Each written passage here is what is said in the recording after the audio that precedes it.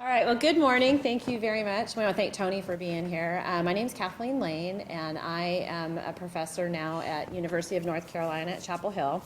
And I spent 10 years at Vanderbilt where I've had the opportunity to work with some really phenomenal people. And we're here today to kind of share experiences about how different people have designed, implemented, and evaluated comprehensive, integrated, three-tiered models of prevention. So all the people here today, whom we'll introduce in just a moment, went through a year-long training series with a team from their school.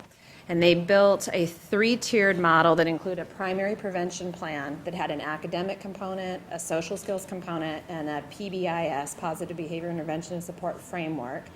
And as part of that primary plan, they monitored how students were performing by looking at not only their academics, but also their behavior patterns through the use of behavior screenings. Then they looked at their data to figure out who needed more and provided secondary supports for kids that were just needed to reverse some harm, and then reserved the most intensive supports for children that had pretty high intensive needs, either through being exposed to multiple risk factors or just not responding to primary or secondary prevention plans. So today what we're going to talk about mostly is the base of this pyramid in terms of the supports that they offer to their students. This is all free of charge. It's part of how they do. Julie, go ahead and have a seat.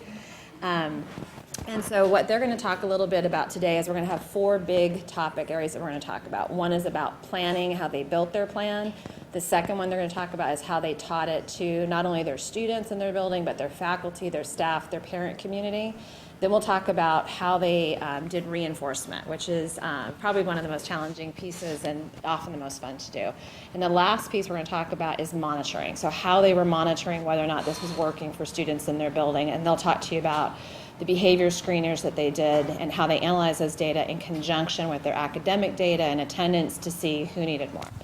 And so we're going to start by doing some introductions. And if you could just tell a little bit about yourself, light a candle, tell your story.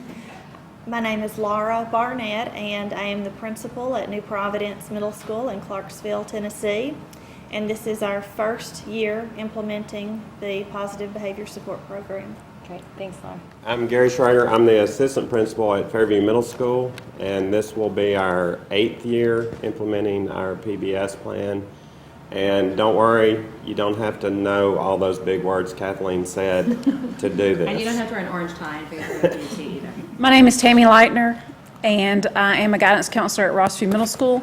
This is our 6th year, actually, of working with PBS, and we are in full implementation now on our primary, having a great time, and working on our secondary and tertiary.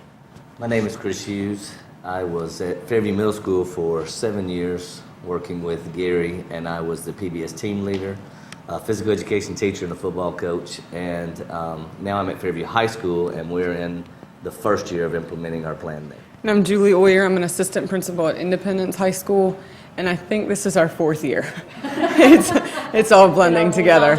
But I will reiterate what Gary said, that all the things that we're going to talk about today, you should just go slow and know that you'll get to where we've gotten to. You don't have to do it quickly, just steadily is the course.